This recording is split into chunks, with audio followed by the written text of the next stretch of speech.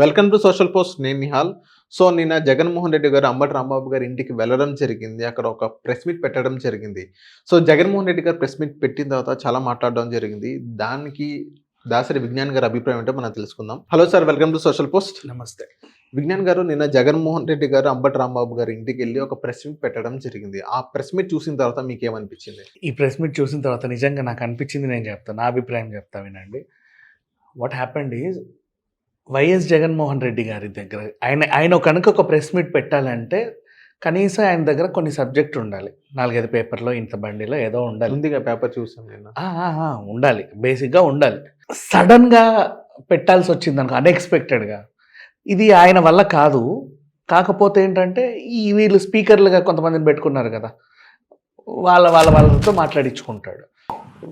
అంబటో, లేకపోతే రోజా గారో, లేకపోతే శ్యామలో, లేకపోతే ఇంకెవరో.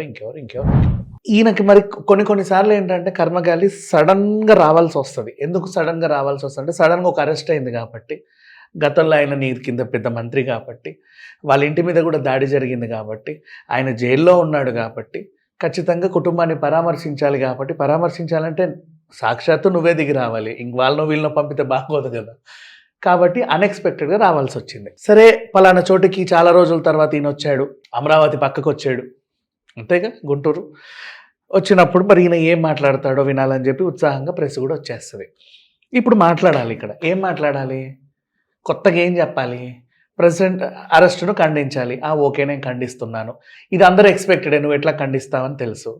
వీళ్ళకి సంఘీభావం తెలపాలి, ఇది కూడా ఎక్స్పెక్టెడే, నువ్వు వచ్చిందే అందుకని కూడా అందరు తెలుసుగా. మరి కొత్తగా ఏముంటుంది ఇక్కడ? సంథింగ్ ఏం క్రియేట్ అవ్వాలి? కొత్త సబ్జెక్ట్ ఏం లేక మళ్ళీ పాతయే తవ్వడం అనమాట. నెయ్యి గురించి, కల్తీ నెయ్యి గురించి, ఇంకా దేని గురించి, ఇంకో దాని గురించి కాసేపు గబగబ మాట్లాడేసి వెళ్ళిపోయాడు. ఈచ్ అండ్ ఎవ్రీ వన్ని నువ్వు చూడు. ఇప్పుడు ఈవెన్ మన మోడీ గారు మన్ కీ బాత్ పెట్టినా ఏదో కొత్త విషయం వస్తుంది. రేవంత్ రెడ్డి గారు ప్రెస్ మీట్ పెట్టినా కొత్త విషయం ఉంటుంది. అంతెందుకు కేటీఆర్ పెట్టినా ఏదో కొత్త విషయం ఉంటుంది. ఇప్పుడు నిన్న కూడా ఆయన ప్రెస్ మీట్ పెట్టి 6,000 కోట్లు కుంభకోణం చేశాడు, ఇది సంచలనం అని చెప్పి అన్నాడు. ఏదో ఒక కొత్త విషయం. ఆ కొత్త విషయం ఏంటి అంటే సంచలనం అవుతూ ఉంటాయి. ఇక్కడ ఏది లేక నెయ్యి మీద పడ్డారు.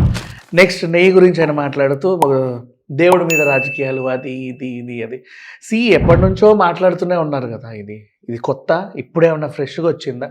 కాదు. ఇక అసలు విషయంలోకి వెళ్తే ఇది ఆయన మాట్లాడి తప్పు ఒప్పుకున్నట్టుంది. మీరు ఒకసారి మళ్ళీ ఆ ప్రెస్ మీట్ మంచిగా వినండి. ఏ తప్పు ఒప్పుకున్నట్టు? నిజంగానే అక్కడ కల్తీ జరిగింది అని చెప్పినట్టు చెప్పేసాడు. ఎందుకు అంటే అదేంటిది, గుమ్మడికాయల దొంగ ఎవరంటే భుజాన్ని తడుముకున్నట్టు. ప్రతిసారి ఇప్పుడు ఆ టాపిక్లో మీరేం చేయలేదు కదా, వదిలేయచ్చు, పెద్ద విషయం కాదు, స్కిప్ దట్ ప్రొఫైల్. సాక్షాత్తు ఏడుకొండల స్వామి మన దేవుడు, అది అంటే నేను ఓన్ చేసుకుంటున్నాను ఈ దేవుడిని అని చెప్పక ప్రొజెక్ట్ చేస్తా నెయ్యి టాపిక్ తీసుకొచ్చాడు. ఆ నెయ్యి టాపిక్ తీసుకొచ్చేసరికి ఇట్లుంది. లిక్కర్ స్కామ్ ఎందుకు జరిగింది? సరే, స్కామ్ జరిగిందా లేదా తర్వాత సంగతి. ఎందుకు కొత్త మందులు పెట్టావు? చిల్లర కోసమే కదా. చిల్లర కోసమే ఆబ్వియస్లీ. అడ్డమైన బ్రాండ్లన్నీ తీసుకొచ్చి, ఏవేవో పిచ్చి బ్రాండ్లన్నీ తీసుకొచ్చి, డిక్షనరీలో లేని మీనింగ్ల గుర్తుకు కూడా మందులు వచ్చాయి. వాటి రేట్లు కూడా 400, 500, 530, 70 ఇష్టం ఉన్నట్టు పెట్టేశారు. దాంట్లో మళ్ళీ క్యూఆర్ కోడ్లు పనిచేయవు, క్యాషే. ఎంత పోతుందో ఏంటో తెలియదు. అట్లాంటివి చేసినప్పుడు ప్రతి చోట ఏదో ఒకటి జరుగుద్ది, ఏది ఉపయోగించుకోకుండా వదలలేము అనేది వాస్తవం. అయితే మందు బిజినెస్ ఎంత జరుగుద్దో అంతకు మించి ఆదాయం వస్తుంది మన తిరుమల హుండీ. దేవుడికి నిత్యం భక్తులు సమర్పించుకుంటానే ఉంటారు. రోజు లెక్కలు చెప్తారుగా, ఈరోజు హుండీ ఆదాయం ఇంత అని. అవునా? ఎవరు ఏ లెక్కలు చెప్పరు, కేవలం దేవుడికి మాత్రమే చెప్తారు. అబ్కారీ లెక్కలు చెప్పండి, ఈరోజు మంది ఇంత అప్పుడు పోయింది చెప్పరు. ఎవరు ఏది చెప్పరు, బయట బిజినెస్లు కూడా చెప్పరు. కేవలం తిరుపతిలోనే ఈరోజు ఇంతమంది భక్తులు వచ్చారు, రికార్డు స్థాయిలో ఇంత బంగారం వచ్చింది, ఇంత అది వచ్చింది, ఇది వచ్చింది అని చెప్తా ఉంటారు. మరి అక్కడ వ్యాపారం చేసుకుంటే బాగుంటుంది కదా అనే ఆలోచన వచ్చే ప్రతి దాంట్లో కుదించుకుంటూ వచ్చారు వాళ్ళు. ఆ కుదింపులే ఈరోజు ఇట్లా. ఇంకోటి చెప్పిన, స్వామివారికి వేసిన ఆ ఫ్లవర్స్ని ఎండబెట్టి అగరబత్తుల తయారీ అని చెప్పారా? అవి ఆ పూలు ఉంటాయి, ఇన్ని అగరబత్తులు వచ్చాయి అనుకో, అక్కడ రూమ్ అంత అగరబత్తులు ఉంటాయి. మరి ఆ పూలన్నీ ఎక్కడి నుంచి వచ్చాయి? ఆ దాంట్లో ఇవి దోసేశారు వీళ్ళు. నెక్స్ట్ ఇక లడ్డుకి నిత్యం అక్కడి నుంచి నెయ్యి రావాలి. ఆ నెయ్యి ఏమో ఇంత కాస్ట్. అంత కాకుండా ఇంకెక్కడి నుంచో ఏదో వచ్చిందనుకో, కాస్ట్ తగ్గింది, అక్కడ కోట్లు మిగిలాయి.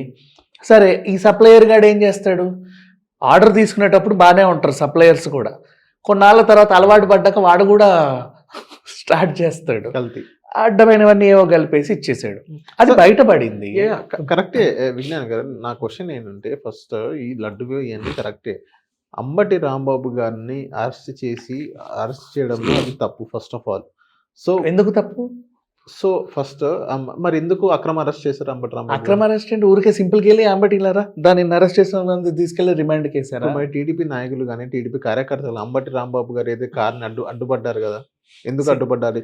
సో అలాంటి సిచ్యువేషన్లో అంబటి రాంబాబు గారు ఏం చేశారు, అక్కడ ఎవరైతే టీడీపీ కార్యకర్తలు అంబటి రాంబాబు గారిని లేకపోతే ఆయన నాయకుడు జగన్మోహన్ రెడ్డి గారిని అమ్మనా బూతులు తిడుతుంటే అది చూసి ఓర్చుకోలేక బై మిస్టేక్ ఆయన ఏజ్ ఫ్యాక్టర్ కానీ వాట్ ఎవర్ ఆయన బై మిస్టేక్ అయితే అవతల మాట్లాడింది వితౌట్ మిస్టేక్, తన మాట్లాడితే by mistake. So what ever reasons ఏదో నూరు వాట్ ఎవర్ రీజన్స్ ఎందుకు ఆ వాట్ ఎవర్ అంటే ఇతనికి ఒక రీజన్, అది వాట్ ఎవర్ రీజన్స్ ఉండొచ్చు, అవతల వాళ్ళకి వాట్ ఎవర్ రీజన్స్ ఉండొద్దా? అవతల వాళ్ళకి ఉద్దేశపూర్వకం, ఇతనేమో ఏజ్ ఫ్యాక్టర్, అయ్యో పాపం. అవతల వాళ్ళు మాట్లాడితే అయ్యో ఇట్లా మాట్లాడతారు, ఇతను మాట్లాడితే అయ్యో ఏదో పాపం వయసు నిమిత్తం ఏదో మర్చిపోయో లేకపోతే తెలుసో తెలియకో అలా తిట్టకుండా ఉండాల్సిందని అమ్మటి రాంబాబు గారు చెప్పడం జరిగింది. ఎల్కే అద్వానీ గారి వయసు ఎంత?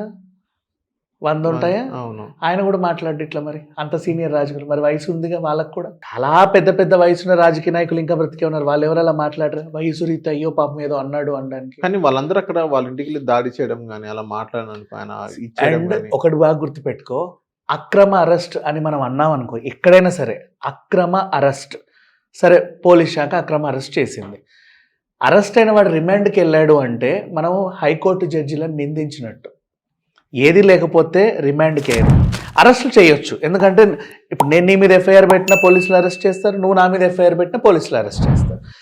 చేసిన అరెస్ట్ కోర్టు దాకా వెళ్ళినప్పుడు అక్కడ ఒకరికి శిక్ష పడింది అంటే సంథింగ్ వాజ్ దేర్.